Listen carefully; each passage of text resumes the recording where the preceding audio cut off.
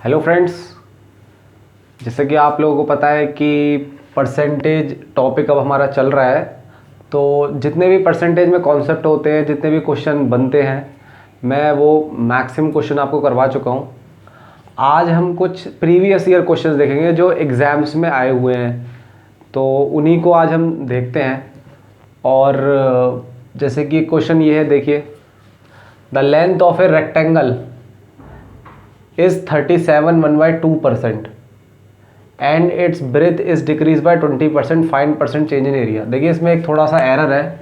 The length of a rectangle is increased, यहाँ आएगा increased, मतलब रेक्टेंगल की जो लेंथ है वो लंबाई इतनी बढ़ा दी गई है। और find percent change in area, मतलब एक रेक्टेंगल की जो लंबाई है वो इतने से बढ़ा दी गई और ब्रेड्थ इतने से कम कर दी गई, तो क्षेत्रफल एरिया पे क्या फ़र्क पड़ेगा, तो ये निकालना है। देखिए ये क्वेश्चन अलग अलग तरह से आता है वैल्यू चेंज करके। इसका बहुत सिंपल सा लॉजिक है, आप देखिए एक बार कैसे होगा। देखो सबसे पहले जो स्टैंडर्ड परसेंटेज है इनको लिखिए। तो आपको मैंने बताया था 37 1/2% कितना होता है, 3/8। ओके, ये बड़ी है तो इसको बढ़ा दीजिए। और ये क्या हुई है, कम। 20% कितना होता है, 1/5। ये क्या हुई है, कम हुई है। अब इसको समझते हैं कि इसका एरिया पे क्या फ़र्क पड़ेगा। देखिए जैसे आपको पता है एरिया क्या होता है, यानी क्षेत्रफल क्या होता है, लेंथ इनटू ब्रेड्थ। हिंदी में भी देख सकते हैं आप, क्षेत्रफल, एरिया मीन्स क्षेत्रफल। क्षेत्रफल क्या होता है, लेंथ। लेंथ मतलब लंबाई, और ब्रेड्थ मतलब चौड़ाई। ओके, अब देखिए कैसे होगा। बहुत सिंपल क्वेश्चन है। यहाँ लिख लीजिए L और यहाँ लिख लीजिए B और यहाँ लिख लीजिए एरिया। लेंथ, पहले इसको देखते हैं, ये क्या है, लेंथ है, तो इसको लिख दीजिए लेंथ। लेंथ मतलब लंबाई। ये क्या है, ब्रेड्थ। ब्रेड्थ मतलब चौड़ाई। लेंथ बढ़ गई है, इसका मतलब पहले लेंथ कितनी थी, 8 और 37 1/2% कितना होता है, 3, तो इतनी बढ़ गई है। तो अब कितनी हो गई है, 11। ये 8 का 37 1/2% कितना होता है, 3, तो 8 में 3 जोड़ दिया, कितना गया, 11। सिमिलरली ये क्या है, ब्रेड्थ। ब्रेड्थ कितनी है यहाँ पे, 5, और ब्रेड्थ क्या हो गई है, कम हो गई है। तो 5 का 20% कितना होता है, 1, कम हो गई तो कितना आ गया, 4। अब आपको निकालना है एरिया, तो इसको मल्टीप्लाई कर दो, ये कितना आ गया, 40। इसको मल्टीप्लाई कर दो, ये कितना आ गया, 40। अब देखो कितने का चेंज आया, 4 का, और कम हो रहा है ना, तो क्या होगा, डिक्रीज। और कितने से डिक्रीज होगा, कितना हुआ, 4, और पहले कितना था, 40 इंटू 100%। 0 से 0, 4 से 4, आंसर कितना आ गया, 10%।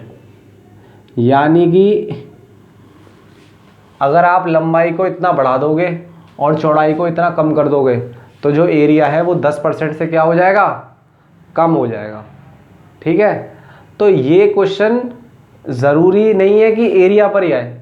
ये क्वेश्चन वो आपसे पेपर में बदल बदल के पूछ सकता है। ठीक है, तो ध्यान रखें, जो भी स्टैंडर्ड परसेंटेज है उनको लिखें। फिर एक फॉर्मूला अपने दिमाग में, आपको पता ही है एरिया क्या होता है, length into breadth. Standard value डालें और सॉल्व करें, और उससे आपको आंसर मिल जाएगा। ठीक है, तो इस क्वेश्चन को आप इस तरह से कर सकते हैं। चलिए फ्रेंड, एक ये क्वेश्चन, इसको भी देख लेते हैं। ये क्वेश्चन आपके शायद CGL 18 या CGL 19 में क्वेश्चन आया था। बहुत सिंपल क्वेश्चन है, आप इसको ऑप्शन से भी कर सकते हो, बट ऑप्शन अभी हमारे पास अवेलेबल नहीं है। लेकिन मैं आपको इसका एक तरीका बता देता हूँ। देखो, एक इंसान है, उसकी जो इनकम है वो 6000 से बढ़ जाती है, यानी कि उसकी जो आय है वो 6000 से बढ़ जाती है, और टैक्स 18 से 15% हो जाता है, यानी 18 से 15% हो जाता है। जबकि दोनों सिचुएशन में 25% इनकम टैक्स फ्री है, जितना भी वो कमाएगा उसका 25% टैक्स नहीं देगा। और हमें निकालनी इनिशियल इनकम कितनी है, अगर दोनों में टैक्स क्या है, बराबर।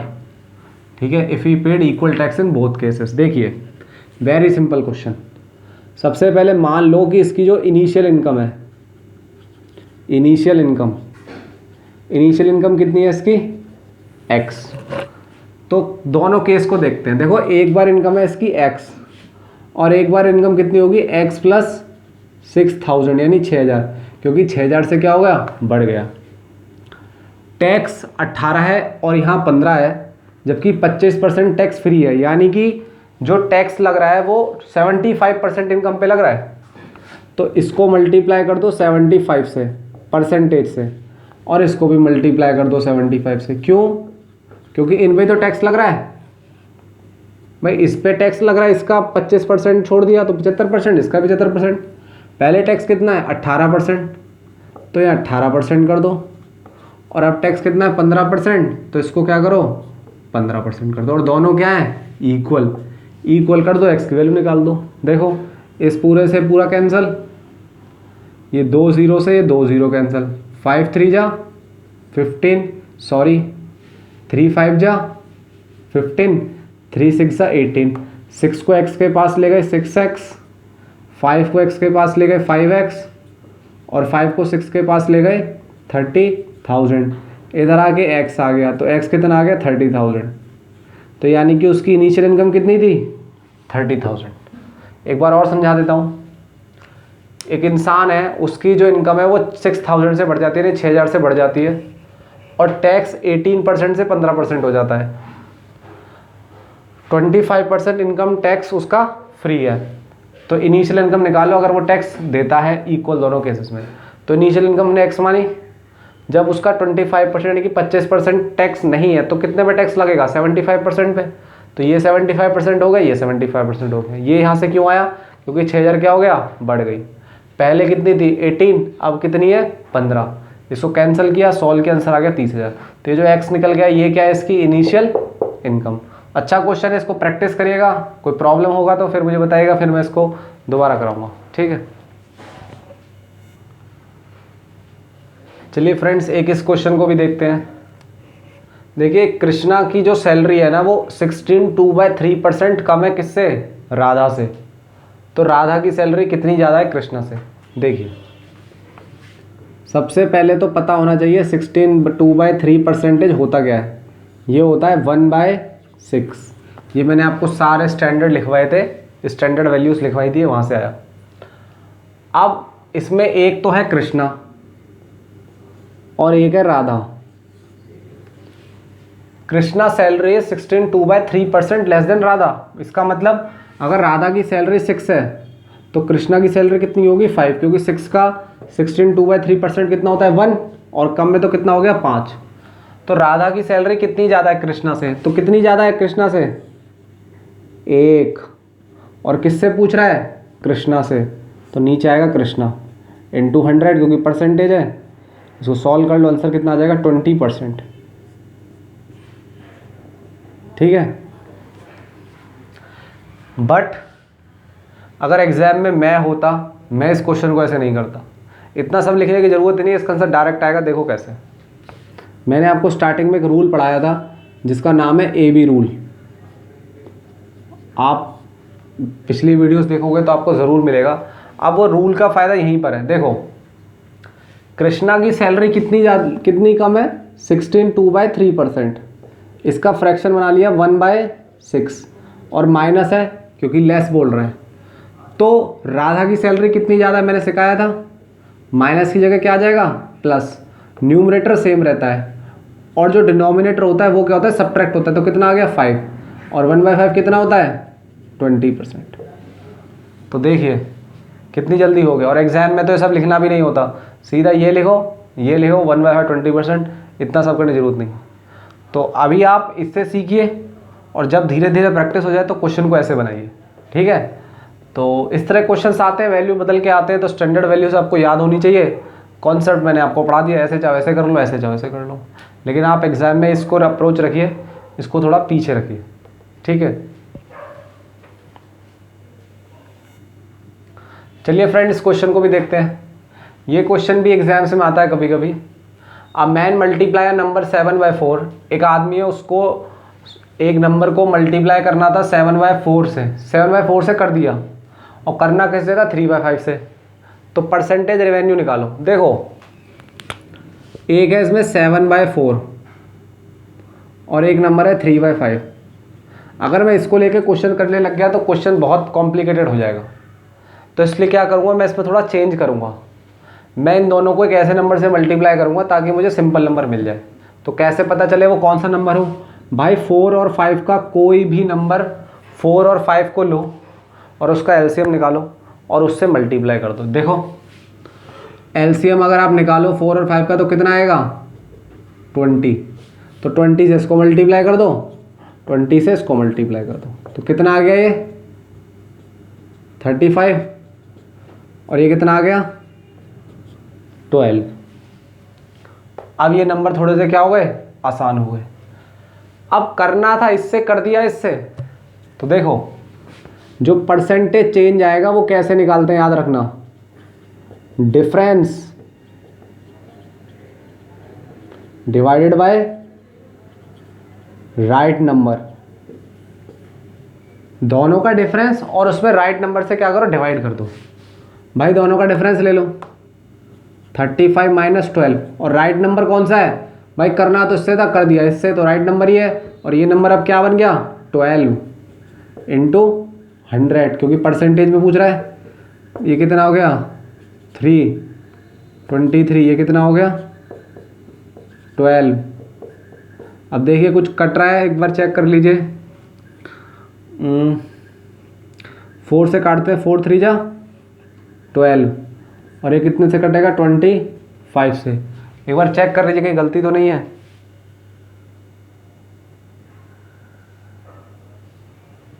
नहीं, सही चल रहा है।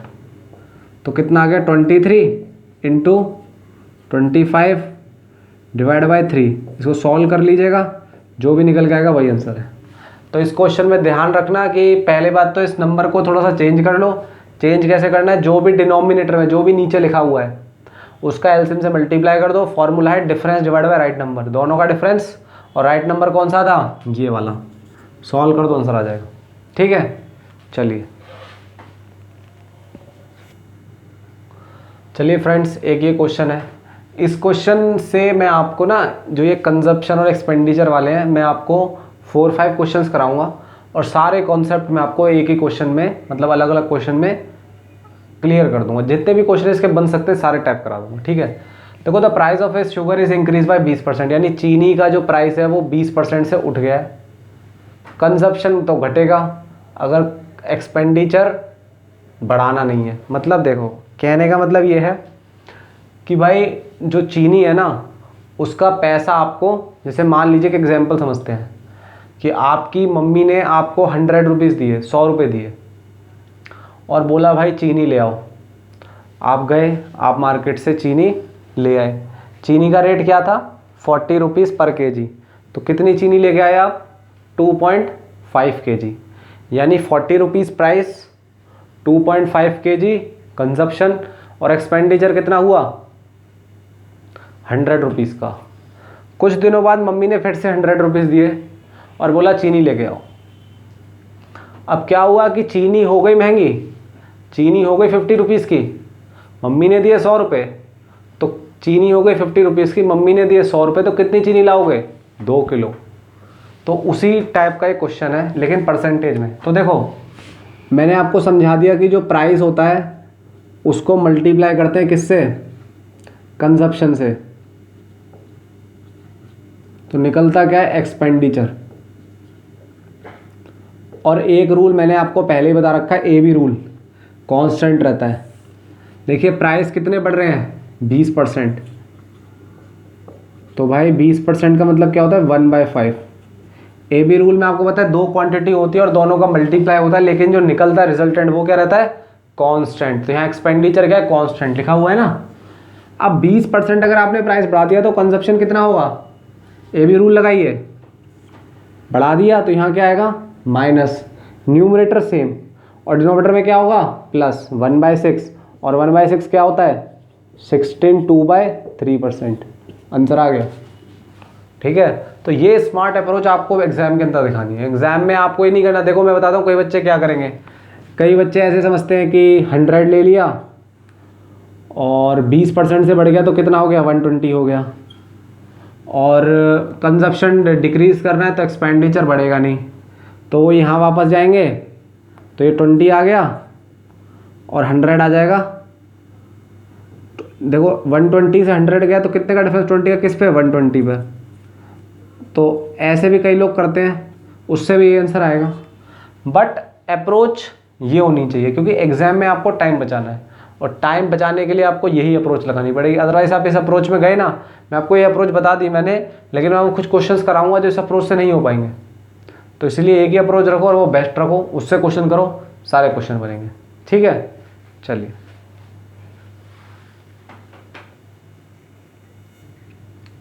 देखिए फ्रेंड्स, एक क्वेश्चन भी है उसी टाइप का। The price of sugar is decrease by 30%, by how much percent the consumption is increase so X to expenditure decrease by 10%।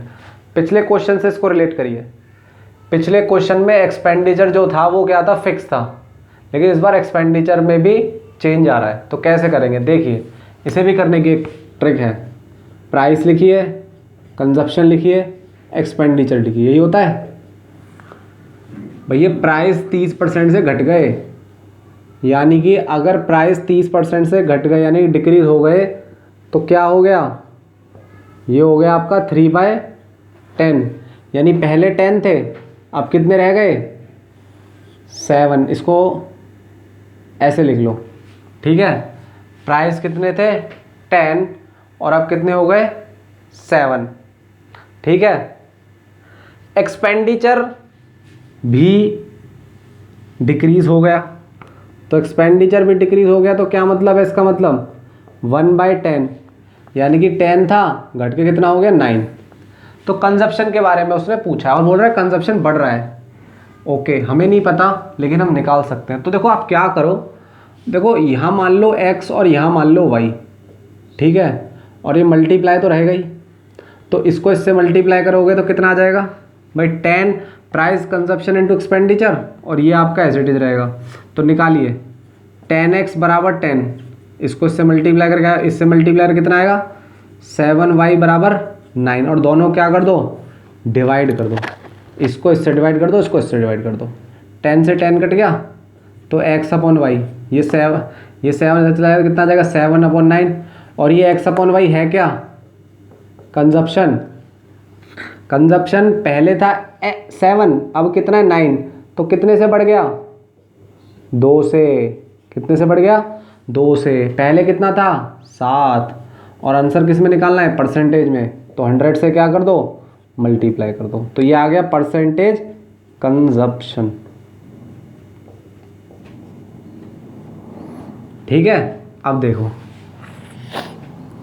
इसको मल्टीप्लाई कर दो, कितना आ जाएगा, 200/7 परसेंटेज, और आप फर्दर इसको आगे डिवाइड भी कर सकते हो।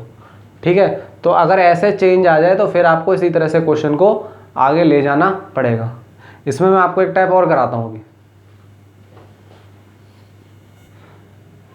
चलिए फ्रेंड, एक क्वेश्चन भी है, देखिए इसको देख लीजिए। इसमें थोड़ा सा ट्विस्ट है, वो क्वेश्चन करेंगे मैं आपको समझाऊंगा।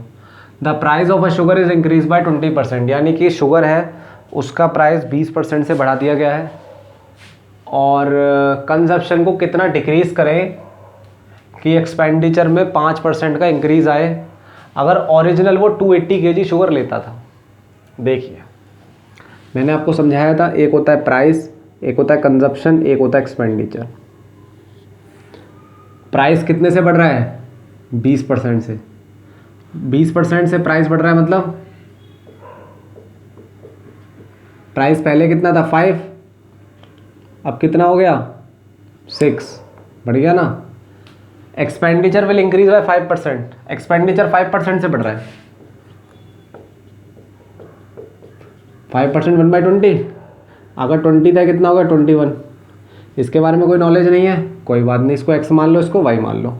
कैसे निकालते हैं, प्राइस कंजप्शन एक्सपेंडिचर, यानी 5x बराबर 20 और दिस बराबर दिस, और दोनों को क्या कर देते हैं, डिवाइड। कुछ कट रहा है देख लो, 5 4 जा 20, और 3 2 जा 6 21, इसको धर ले जाओ तो x अपॉन वाई कितना आ गया 8/7, 8/7। ठीक है, अब देखिए ओरिजिनल कंजप्शन जो था वो कितना था 280। ओके, अगर आप इस क्वेश्चन को ध्यान से देखें तो हमसे पूछ रहा है how much KG of consumption is decrease, कितना कंजप्शन क्या हुआ है डिक्रीज हुआ है, हमें ये निकालना है डिक्रीज, डिक्रीज, डिक्रीज, यानी कि हमसे चेंज पूछा है। क्या पूछा है? चेंज पूछा है। Okay, bye how much KG of consumption is decrease. Okay, अब थोड़ा सा इसको और देखते हैं कि कुछ, मुझे लग रहा है इसमें कुछ मिस हो रहा है एक बार और।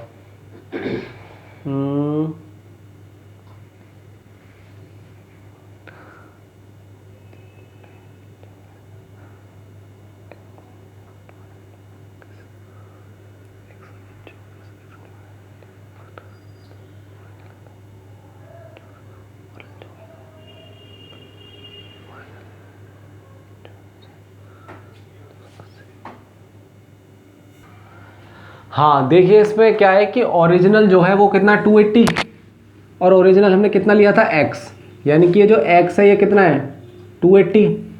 अब 8 का 280 हो गया तो नहीं, कितने से मल्टीप्लाई कर लिया आपने ये 35 से। अब आप कहोगे सर आपको कैसे पता चला इतना जल्दी किया? वेरी सिंपल, 280 को आप ऐसे क्यों सोचते हो, आप इसको ऐसे सोचो ना 240 + 40, तो भैया 8 3 24 और 8 5 जा 40। अब देखो कई बच्चे क्या करते हैं 7 को ले लेंगे, लेकिन नहीं, हमसे पूछा x minus Y, x minus Y का मतलब क्या है चेंज, तो 8 - 7 कितना आ गया 1, और 1 किसके बराबर है 35, मल्टीप्लाइंग फैक्टर, आंसर कितना आ जाएगा 35 kg, तो इसका आंसर कितना होगा 35 kg। ध्यान रखिए, बहुत अच्छा सवाल है, एक बार और समझा देता हूँ। शुगर के प्राइस 20% से इंक्रीज हुए तो 5 से 6 हो गए, कंजप्शन डिक्रीज हो रहा है, पता नहीं कैसे हो रहा है, एक्सपेंडिचर 5% से इंक्रीज हो गया यानी 2021 हो गया। इसको मल्टीप्लाई करोगे तो ये आ जाएगा, इसको मल्टीप्लाई करोगे आ जाएगा, दोनों को सॉल्व करोगे इक्वेशन, डिवाइड करोगे इक्वेशन आ जाएगी। जो पूछ रहा है उसको कंपेयर करा दो, यहाँ से फैक्टर निकाल लो, परसेंटेज चेंज पूछ रहा है तो चेंज कितना है 8 और 7 में कितने का फ़र्क है 1 का, और देखो डिक्रीज हो रहा है ना, क्योंकि 8 से क्या हो रहा है 7, तो ये भी हमारा क्रॉस चेक हो गया, और 1 35 है तो 35 kg। ठीक है, चलिए फ्रेंड्स, एक वही क्वेश्चन है लेकिन अलग टाइप से। The price of the sugar is increase by 30%, यानी शुगर के प्राइस 30% से बढ़ गए। फैमिली जो है अब क्या करती है 40 kg लेस शुगर लेती है, 40 kg लेस शुगर लेती है, और एक्सपेंडिचर 10% से बढ़ गया, तो ओरिजिनल कंजप्शन बताइए। देखो इस क्वेश्चन को ना अगर आप ऐसे पढ़ोगे ना तो समझ में नहीं आएगा, सीधा क्वेश्चन को करो और अपने आप पता चल जाएगा क्या पूछा है, बहुत सिंपल है। देखो वही प्राइस कंजप्शन एक्सपेंडिचर, मैंने बताया ना एक ही फॉर्मेट है भाई। प्राइस 30% से बढ़ गए तो 30% का मतलब क्या होता है 3/10, पहले कितने थे 10, अब कितने हो गए 30। कंजप्शन के बारे में कुछ नहीं पता, एक्सपेंडिचर 10% से बढ़ गया, 10% का मतलब 1/10, यानी कितना था 10, अब कितना हो गया 11। तो भाई नहीं पता तो इसको एक्स वाई मान लो, दो इक्वेशन बना लो, 10x × 10 और 13 × y × 11। आप कहोगे इक्वेशन कैसे बनती है, क्योंकि आपको फॉर्मूला पता है प्राइस इंटू कंजप्शन बराबर एक्सपेंडिचर, उसी से बन गई। दोनों को डिवाइड कर दिया, सॉल्व कर लिया, x/y कितना आ गया 13/11, x/y कितना आ गया 13/11। अब देखो फैमिली क्या करती है, यूज़ 40 kg लेस शुगर, ठीक है, तो 40 किलो कम शुगर लेती है। अब देखो x था पहले कंजप्शन और y था अब कंजप्शन, अब कम कितना हो गया 2 कम हो गया, लेकिन ये जो 2 कम हुआ ना, ये क्वेश्चन में कितना दे रखा है 40, तो फैक्टर कितना आ गया 20। ओरिजिनल पूछा था, ओरिजिनल कौन है x कितना है 13, लेकिन हमें तो चाहिए 20 वाला, तो इसे मल्टीप्लाई कर दो 260 kg, तो ओरिजिनल इसका कंजप्शन कितना होगा 260 kg। एक बार और बता देता हूँ, देखो प्राइस 30% से बढ़ गए, कंजप्शन का पता नहीं, एक्सपेंडिचर भी 10% से बढ़ गया। इसको इससे मल्टीप्लाई करा ये आ गया, इसको इससे मल्टीप्लाई करा ये आ गया, दोनों को डिवाइड कर दिया, सॉल्व कर लिया। 40 kg लेस शुगर यानी कि चेंज है, ये इनिशियल है, ये फाइनल है, तो चेंज कितना आ गया 2 का, 2 40 है तो फैक्टर कितना हो गया 20 का। और ओरिजिनल कंजप्शन पूछा था, ओरिजिनल कंजप्शन क्या है x, और x क्या है 13, तो 13 को 20 से मल्टीप्लाई करो आंसर कितना आएगा 260 kg। तो इस तरह के क्वेश्चन इस टाइप के आते हैं, बस वो ऐसे चेंज करता है, लेकिन फॉर्मेट यही है, प्राइस, कंजप्शन, एक्सपेंडिचर। जो नहीं पता हो एक्स वाई निकालो, इक्वेशन बनाओ, कंपैरिजन करो, आंसर लो, दैट्स इट। ठीक है, तो सबसे आसान तरीका इस क्वेश्चन को करने का यही है। चलिए फ्रेंड, एक क्वेश्चन है, इसको भी देख लेते हैं। A reduction of ₹2 kg enables a man to purchase 4 kg more sugar for ₹16. Find the original price। देखिए, अगर एक इंसान 2 रुपये कम कर दे तो 4 किलो ज़्यादा चीनी खरीद लेगा 16 रुपये में। अब ओरिजिनल प्राइस बताओ। देखो यार, कुछ नहीं है, मान लो ओपी मतलब ओरिजिनल प्राइस, ओरिजिनल प्राइस कितना है एक्स, और आरपी मतलब रिड्यूस प्राइस कितना है एक्स माइनस 2, क्योंकि 2 रुपये हो गए कम। आपका कितने रुपए हैं 16 रुपये। ठीक है, एक सेकंड।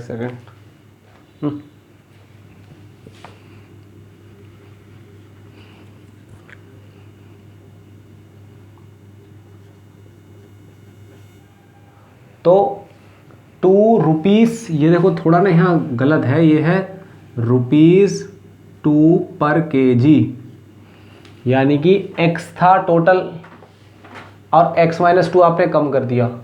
ठीक है, आपका पैसे कितने थे 16, एक्स्ट्रा कितना मिल रहा है 4 kg, क्वांटिटी 16 रुपये थे। ठीक है, क्वांटिटी कितनी लेके आए, वो कितने रुपए का प्राइस है उसका 1 किलो का x, अब कितना होगा x माइनस 2। अब देखो इसमें बच्चे बड़े कंफ्यूज होते हैं, सोचते हैं इसको यहाँ लिखे, कुछ नहीं करना, बहुत सिंपल। देखो पहली बात तो इसमें से इसको माइनस करोगे तो 4 आएगा, प्लस करने पे भी 4 आ सकता है, ज़रूरी नहीं है। अच्छा, लेकिन माइनस करने पाएगा क्योंकि मोर है ना, तो देखो कैसे करेंगे, यहाँ लगा दो माइनस। भैया अगर ये माइनस है ना तो ये वैल्यू बड़ी होनी चाहिए क्योंकि ये प्लस है। अगर ये बड़ी होनी चाहिए तो डिनोमिनेटर क्या होना चाहिए छोटा, तो छोटा क्या है डिनोमिनेटर ये, तो यहाँ क्या आएगा x माइनस 2 और यहाँ क्या आएगा x। इक्वेशन बन गई 16x माइनस 2 माइनस 16/x बराबर 4, और क्या पूछा है x पूछा है। अब पेपर में बच्चे पता है क्या करते हैं, इसको इससे मल्टीप्लाई करेंगे, इसको इससे मल्टीप्लाई करेंगे, सॉल्व करेंगे, इक्वेशन बनाएंगे और पागल हो जाएंगे। ठीक है, आपको ये बिल्कुल भी नहीं करना, आपको अपना दिमाग यूज़ करना है। इसका आंसर बहुत सिंपल तरीके से बता सकते हैं। देखो, इक्वेशन बनाने के बाद थोड़ा टाइम स्पेंड करें, एक कॉन्सेप्ट होता है वैल्यू पुटिंग, आप इसमें वैल्यू डाल के देखें, उससे काम बन सकता है। तो देखो, अगर मान लो मैं यहाँ पे वैल्यू, मुझे लग रहा है ये 2 है, ये x है, ये 16 है, ये 4 है, तो मेरे दिमाग में ना 4 वैल्यू याद आ रही है, तो मैं अगर x को 4 लिख दूँ तो क्या आएगा 16, 4 माइनस 2 16/4, 16 ये सॉल्व करें कितना आ जाएगा 8, ये कितना आ जाएगा 4, आ गया 4, यानी वैल्यू क्या हो गई सेटिस्फाई। तो x का आंसर कितना आ जाएगा 4, और ये कितना हो जाएगा 4, और रिड्यूस प्राइस कितना हो जाएगा 4 माइनस 2 2। तो जब ऐसी इक्वेशन बने तो वैल्यू पुटिंग पर जोर दे, instead of making quadratic equation, या हिंदी में कहते हैं द्विघात समीकरण, तो उन सब में ना जाएं, सिंपल वैल्यू पुटिंग पे ध्यान दें। ठीक है, तो देखिए ऐसे तो क्वेश्चनों का कोई अंत नहीं है, आप पढ़ते रहिए, मैं पढ़ाता रहूँगा, 1 साल तक मैं आपको परसेंटेज ही कराता रहूँगा, लेकिन हमें एक टाइम फ्रेम में सिलेबस भी ख़त्म करना है ना। तो जितने क्वेश्चन मेन इंपॉर्टेंट हो सकते थे वो सारे क्वेश्चन मैंने आपको करा दिए, और अब एग्ज़ाम्स भी स्टार्ट हो रहे हैं अप्रैल से, जैसे आपको पता है CHSL हो रहा है, तो हमारी टीम ये सोच रही है कि जैसे एग्ज़ाम होगा उसका हमें रिव्यू मिलेगा और क्वेश्चन मिलेगा, तो डेली हम एक आपको आइडिया दे देंगे कि कैसे क्वेश्चंस पेपर में आ रहे हैं। ठीक है, तो इस टॉपिक को यहीं पे क्लोज करते हैं, और परसेंटेज में यही है, और आप करना चाहो तो कर सकते हो, कोई इशू नहीं है। कॉन्सेप्ट लगभग मैंने सारे बता दिए हैं, और अगर आप लोग कहेंगे तो हम और क्वेश्चंस करा देंगे, कोई और नया टाइप बनेगा तो वो भी करा देंगे। बट आज इसको ऑफिशियली बंद करते हैं, और नेक्स्ट क्लास से मैं आपको एक नया टॉपिक कराऊंगा जो कि बहुत इंटरेस्टिंग है, जिसे हम बोलते हैं प्रॉफिट लॉस, लाभ और हानि। तो अभी आप परसेंटेज को अच्छे से करिए, इसकी स्टैंडर्ड वैल्यू से उसको याद करिए, और नेक्स्ट टाइम मैं आपको प्रॉफिट और लॉस के साथ मिलता हूँ। Okay, thank you.